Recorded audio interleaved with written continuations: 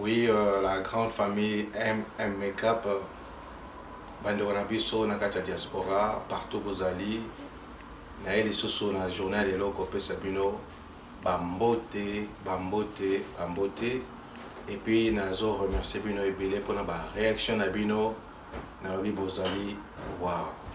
Na comprendre que Nakata Diaspora, Bato Nyonso, Baza Bazo Bate, et en a bat Oyo, Baza Pe Mayele, et en a bat Oyo Pe Mutuna Bango, ils ont raisonné. Vraiment, tu sais, quand Zambé a l'ola, à Pambola Bino, ebele. Alors, bande konanga, na butu alelo, na lali penzate, na zuba message, ebele, na zuba appel, ebele, batindelenga ba vidéo, vraiment, ebele. Na epsa bino, so na moni, elo mozele vraiment important, nde na zo katana na vandi to solo la, po to songana. Alors, tu es biso nyonso, moto peli na kati ya YouTube, moto peli na kati ya internet, na li solo ya ndeko na biso Akasia Olangi ou bien Rachel Olangi. Alors bandeko na ba vidéo nyonso na zui, na ba message nyonso na zui, na lelo na lepena moke, hein? Mais vous savez quoi, pour na intérêt il y a Église Corps de Christ, ndé na yeso na journal de loko vanda et puis ko solo la na bino. Alors nako meka ko lobela biloko mibale. Et le kaliboso nako lobela sur prophétie nako meka ko analyser ensemble na bino prophétie oyo mosali na Nzambe pasteur Roland Dalo azwaki à propos ya libala ya sœur na biso Akasia Olangi. Alors et là on a ko loba et pas le pasteur Roland Dalo. Pasteur Roland Dalo, c'est l'un des rares pasteurs où on a papi na koyaganae, où on a papi na lingaremingi. On a benga pasteur Roland Dalo, aza pièce rare. Na momo tokome nango bandeko za sur le kamabombate. Ils ont basala nzambe ebele babongi nzela, ba mingi ba koti na kata ba magie, ba misusu via basi bazo puberté ya kimokolo. Bamususu bakoti na kati ya lokoso ya mbongo. Donc biloko misatu oyo kangi ba pasteur na temps oyo ya soka to komi nango. Pourquoi? Parce que Satana ezana moyen moko ka fasala. Azo sala propagande na ba église. Ayebi ke soka corrompre mutu ya église o ezali musala na Nzambe eza facile azo bandimi. Alors, parenthèse moko pona bana basi o balinga ko bimana basala na Nzambe. Pour na bana basi obalinga mana ba yembe na nkolo, certains ba yembe na nkolo. Ya solo musala na Nzambe za moto, ya solo moyembe na nkolo za moto. Bande konanga musala na Nzambe ya solo. Ezate oza bambongo ebele. Ezate oza ba voyage ebele. Ezate oza banda ko minene. Mais musala na Nzambe ya solo. Ezali oyo abangaka Nzambe. Ezali oyo atambolaka na kobanga liloba ya Nzambe. Alors, ce que moni musali na Nzambe, ce que moni moyembe na nkolo, peu importe bande konangai talent nae, peu importe mongongo nae lokola angel, bobo sanate, Satan na likolo, azalaki chargé, il y a groupe, il y a louange, et puis il y a adoration, il y a Nzambe. Alors, bobo sanate, ata mutoyemba kitoko ndengine, ata bobo mona mutosa ba foule. Aussi longtemps que kobanga Nzambe katne zalite, bo détecter déjà que aza musali ya Nzambe te, aza musali ya moto mususu. Nakangi parenthèse. Alors, nazongi epai musali na Nzambe pasteur Roland Dalo. Vraiment pasteur Roland Dalo na respectaka ye mingi. Et puis nakoki jamais ko vana na manquer pasteur on a respect. Nazo croire que aza musali na Nzambe. Prophétie pasteur Roland Dalo azwaki pa na sœur na biso Akasia Olangi. Alobi ango devant la chair jour ya bénédiction nuptiale. Alobi sœur Akasia na sola qui na un message on a joué sur yo à propos ya mariage na yo. Zamba la kisa ngai yo olati sapato ozotambo na miso bato. Mais sapato na zaki numéro na yo te. Ozo okomo tambo okomo boiter. Alors bato bakomo ko seka yo tongo ozo boiter. En fin de compte obwaka ki sapato wana. Bible zo ko bisa biso bandeko. Nzambe azanga ka jamais ko révéler makambo ekoya et pas basali nae. Yango nde na ko confirmer pasteur Roland Dalo aza vraiment musala na Nzambe. oyo nzambe alakisaki pasteur Roland Dalo du début à la fin ezali penza ya solo et puis ezokokisama nayebi ke nani kokisama tina suka te. Alors ezana biloko mibale peut-être nzambe oyebi nzambe akolakisa eloko oyebi nzambe akopesa message nzambe akopesa vision mais eloko ya motuya il faut tosengaka discernement epa na nzambe na yo pesa basala na nzambe nyonso conseil so oza mosala na nzambe nzambe alobeli yo alakisa vision apesa message kozalaka apprécier akende koloba te faut zwa temps kobondela nzambe apesa yo discernement eyei koloba explication apesa yo révélation cachée na kati ya message o alobi ou bien alakisi yo. Alors nayebi ke na suka pasteur Roland Dalo ayaki koconfirme alobi akasi ya olangi kutu tanga apesi message oyo elima ngando na kombo ya Kevin Kaseya alengaki aninganaki bandeko boko na kotala ngo na kati ya YouTube tanga azopesa message oyo namoni sala miso olanga fungoli miso et puis Kevin aninganaki place azalaki amonaka batimbeli ngai. Alors bandeko na biso pasteur Roland Dalo koloba na confirmé que Kevin Dazali kololo ya sapato ce qui était faux. Alors bandeko na biso epesi mabe ndenge tozo lobati lelo na epa pasteur Roland Dalo na koloba peut-être que nzambe a bombelaki yo Dieu t'a caché le discernement ya message to ya prophétie oyo alakisaki yo pona sur na biso akasia olangi. En tout cas là on a aussi la pasteur Roland Dalo oza pasteur on a respecté la mingi oza pasteur oba tebe balingara mingi sala moi ke ba moke ba mesala kana nzambe te bible zo ko bisa biso ezana ba apôtre Paul ba Pierre ba Silas il y avait des ezaki na batam mususu bazo kende côté sango malamu ce qui est bien c'est aux volonté nzambe mais nzambe na ba ville musu apekisa ke bango alors ba ke bokende na ville wana te bokende kokota la mboka wana te tina ko ebisa bino Yesu Masia ye moko ezana ba ville mususu mwana na nzambe azalaki ezana ba ville mususu alingi akota molimo na nzambe apekisi ye alors beza tenter okota na kati ya mboka songolo. Alors loko ngobisa na musana nzambe on azo respecter mingi pasteur Roland Dalo papa salamu akeba mingi na tanto komenango obi basana nzambe belé basi babungi nzela ndemo zaolo zali cible siko epa ya satana pezo ninga abebisela au témoignage abungisa nzela lokola basani mususu ndenge bakomi lelo. En tout cas moto nyonso akozwa message ko atteindre pasteur Roland Dalo akomisela yango pasteur Roland Dalo za mosana nzambe mais sala attention papa ezana ba ville mususu avant okende tuna nzambe ezana eloko mususu avant osala tuna nzambe. Alors tout monde yango lelo ke Kevin azalaki penda sapato ya solo pona akasia olangite tala ndenge internet yindi tala ndenge YouTube yindi tala ndenge akasia akasia assemble tala ndenge ministère ya combat spirituel na momo sala naufrage na kange parenthèse wana pona mosana nzambe Roland Dalo nayebi que c'est un pasteur que je respecte beaucoup. En tout cas nayebi que esika zali azui par naye et puis akosa le nécessaire lokola nzambe akotsaki ye na makambo oyo aza na rôle moko ya monene à jouer pour bateau oyo ezali combat spirituel naufrage et katana azali na rôle à jouer pour hémorragie et katana. Nakangi parenthèse pour na pasteur Roland Dalo. Et puis na pesi conseil na bato nyonso ozo ko aspirer na ministère bato nyonso baza basali na nzambe boza la pressé ya kolobate boza la pressé te ba mona bino boza danger so ozui message joata ya kobondela nzambe l'accès clairement à l'accès discernement parce que zali kama bible lobi un peuple sans révélation c'est un peuple sans frein. Ce qui osa na révélation te bandeko okokota na kati ya libulu facilement. Na kange parenthèse wana.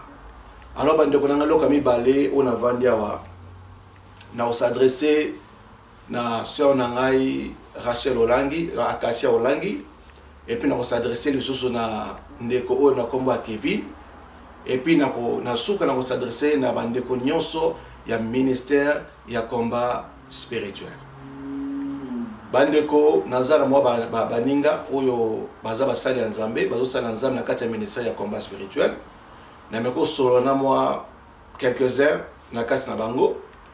Alors bako apprendre nga boye tango mama Olangi akufi bana ya mama Olangi mbala moko balongoli bampaka balongoli batu o bazaki kozana ba poste clé na kati ya ministère ya combat spirituel ba poste clé na kati ya ministère ya combat spirituel bango moko bazui yango bango moko bakomi ko occuper yango et puis ba obligé na ba extension na bango na ba branche mususu za na ba mboka ebele na chaque église ya ministère ya combat spirituel il faut bacha photo ya mama Olangi, il faut ezala pembeni ya chair ainsi de suite.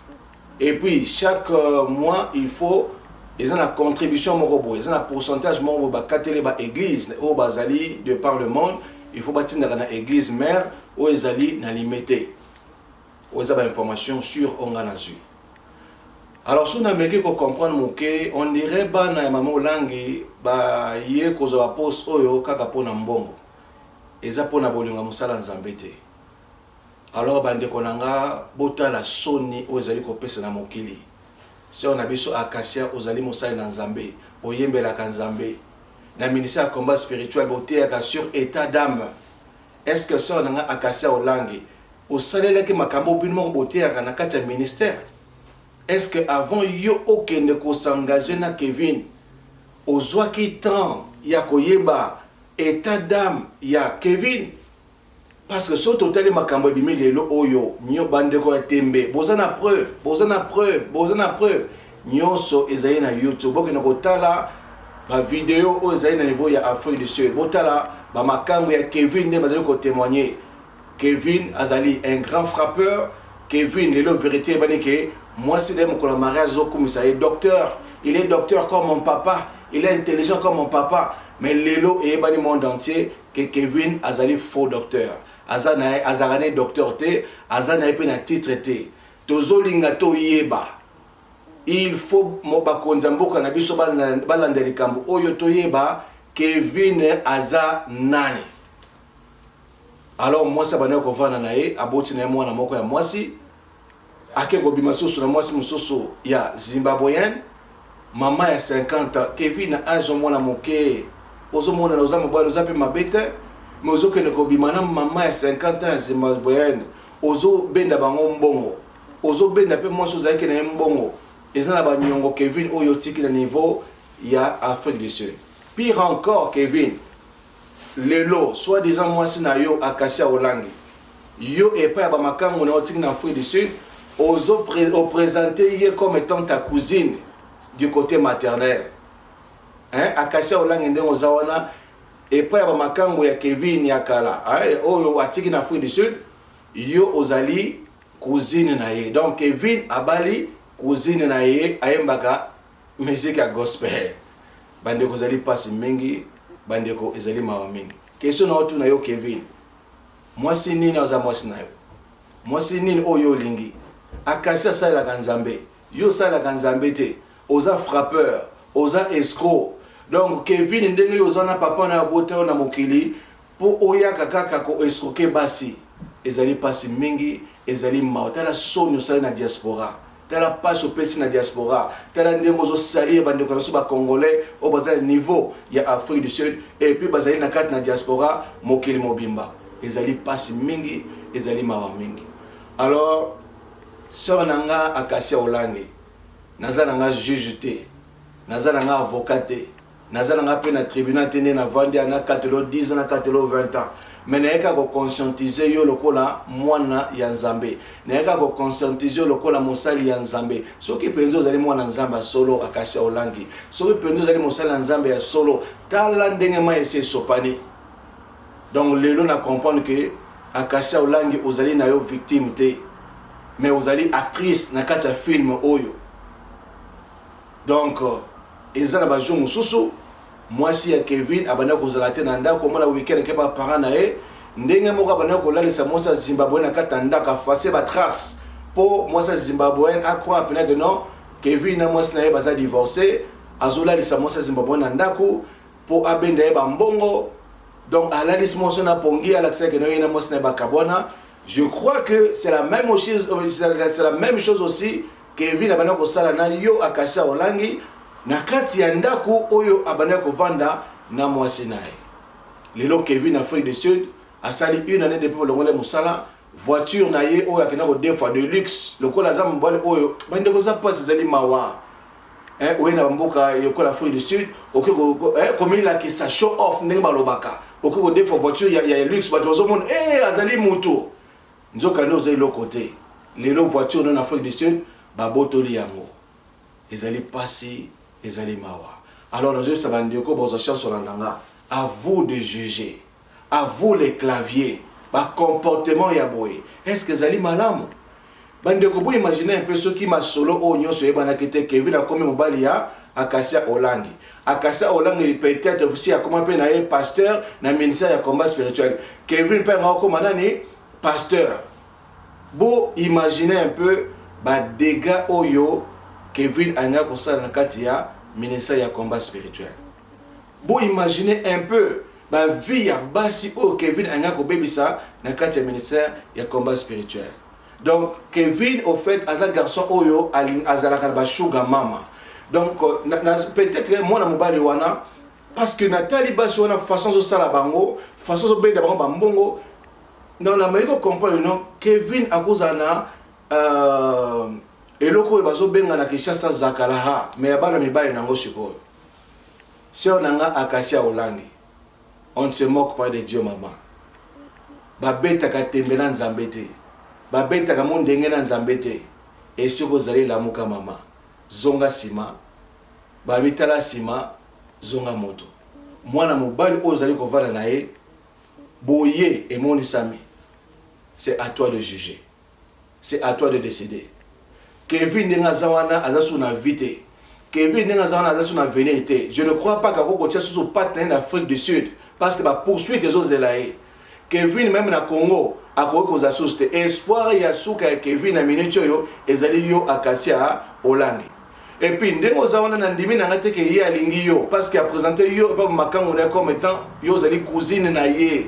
Alandi yo pona sukali, alandi yo pona mbongo, alandi yo pona loko moko boye. Soka silisi mission na ye na vie na yo. Soka silisi mission na kate ministère ya combat spirituel kaka nzamba yebi eloko nini oyo akosala prochain. Alors nazo ko s'adresser aussi na bande konyo sur kate ministère ya combat spirituel. Mosala nzambe moto abunda ke moto atelemisa ministère ozali mama Olangi lelo akufi. Mama Olangi les sont vivants bana ko robani. Abana ko laisser les morts enterrer les morts. Laisser les morts enterrer leurs morts. Lelo mama Olangi akufi. Ndenge ni boko nous a photo ya mama Olangi et comme la carte de l'église, na kati na pemeni ya chair. Donc elle ngo comme idolâtrie. To lingi soko to koma na étape ya kogumba mama Olangi. Non bande ko na biso. Et ko sala maboité. Alors c'est à vous de juger. Bande ko combat spirituel. C'est à vous de juger. Mais une chose ngana yebi, Bible lobi, sortez du milieu d'eux. 2021 nzamanga ko lakisa biso banane baza ba vrai banane baza ba faux soki misune fongwami o comprendre que sika yo zo sambela et sika yo zaleza malamu te Bible bina yebisa yo sortez du milieu d'eux bobi manakati na bango. Alors bande ko zali pasi mingi ezali mawa mingi. Alors message asuka na osuka ko yebisa mwana mbalo Kevin na moni ozambali mabete ayasoko lati mo biloko nozolata wana ozo ma présentable na miso abato. Tu peux être quelqu'un au cause de l'appeler l'homme de tes rêves. Mais au cas où sangandenge o se limiter kaka kolandaka basi lokola bande ko na biso mbali mususu bazana kata ba diaspora bazo sala. Eza pasi mingi ezali mawa mingi okobebisa vie na Kevin soko tiki nzelo ote okobebisa vie na yo bande ko nyonso obe bozo se comporter lokola Kevin soko tiki ba vie ote bokobebisa ba vie na bino. Bible lobi mutu akobuka kaka oya lonaki soko zo buka makama malamu soko zo lona makama malamu okobuka makama malamu mais soko zo lona makama mabe na vie ya bato okobuka kape makambo ya mabe bande ko likambo ya kosangisa nzoto na bato. Et ça déjà kindoki.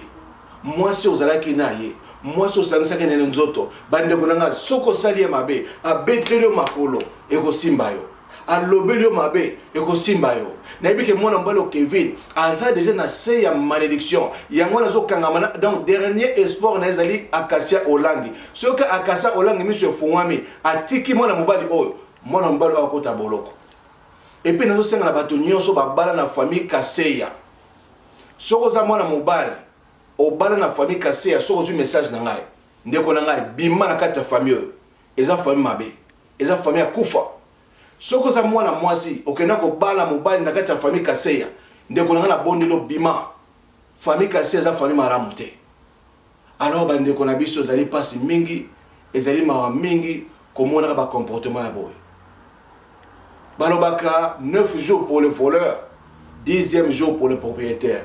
Ce qui peut-être Nzamba bombaka, a bombaki discernement, a bombaki pour révéler pasteur Roland Dalo, que Kevin Nzamobali a cassé, peut-être que Nzamba monaki est moli à Kevin.